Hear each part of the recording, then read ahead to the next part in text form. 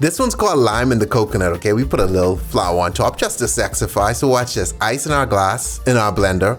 Come behind that with some frozen margarita mix. Any brand, okay? We're not promoting any specific brand here. Put that in. All right. And then we come behind with some rum. Get that in there. Beautiful. Beautiful. Some cream of coconut. That's delicious. That's what you put in your pina coladas, and then we blend away. All right, so get it nice and blended. But before we pour in our mix, let's sexify our glass first, okay? So we rim the glass in cream of coconut and then coconut strips. Beautiful, beautiful, beautiful, beautiful. And now we pour in our mix, okay? And there we have it, lime in the coconut, okay?